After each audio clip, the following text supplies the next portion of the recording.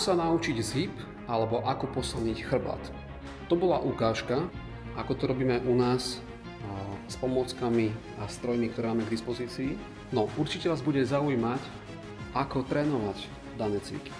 Takže ja osobne to robím nasledovne.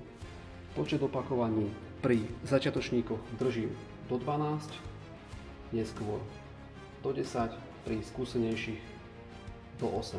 Ako náhle človek ten či onen prekročí ten počet opakovaní, tak sa snažím sťažovať daný cvik, či už je to na kladke alebo na expandroch.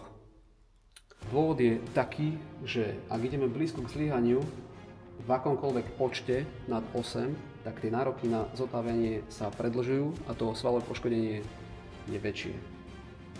Počet sérií, fokusujem sa hlavne na prvú sériu, väčšinou chodím so skúsenejšími 2 série.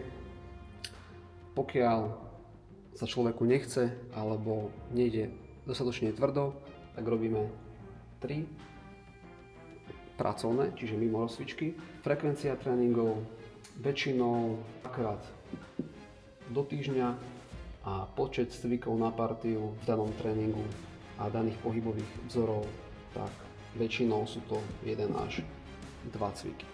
Samozrejme, ak sa chceš naučiť zhyb s vlastnou hmotnosťou, tak je viacero možností. Ja excentriku,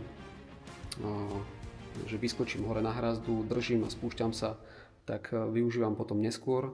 Aktuálne sa snažím ísť na expandroch čo najďalej a dôvod je ten, že vychádzam z poznatkov, že práve odpor v koncentrickej fáze a kontrolovanie dole má najlepšie výsledky. Samozrejme, koľko skúseností, toľko názorov. Takedy som aj ja robieval s výskokom excentrické výdrže a spúšťania a robím to aj teraz, ale aktuálne využívam kladku, dokiaľ sa dá, hlavne s ľuďmi, ktorí majú nadváhu alebo možno vo vyššom veku. A ľudia, u ktorých uznám za vhodné, že sa môžu naučiť zhyb, tak ideme na expandroch a keď už vyčerpám tie možnosti, že už možno aj na najtežšej gumičke už to nejde, tak potom sa s tým hráme a prechádzame do výskokov. Ale väčšinou sa tie zhyby naučia aj sami skôr.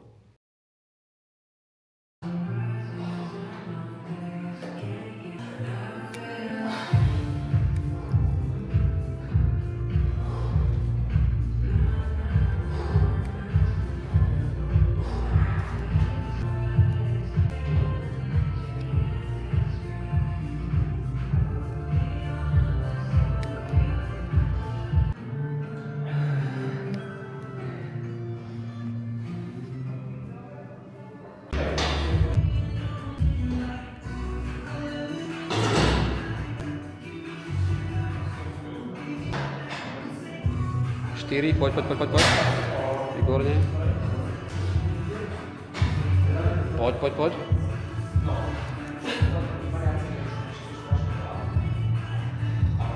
Výhoda gumičky alebo expandera pred negatívnym excentrickým spúšťaním je menšia svalovka, menšie svalové poškodenie a lepšie škálovanie odporu. Samozrejme, vešanie sa na hrazdu a všetko, čo je v dosahu, je najstaršia metóda, ale je to vhodnejšie pre mladších a ľahších.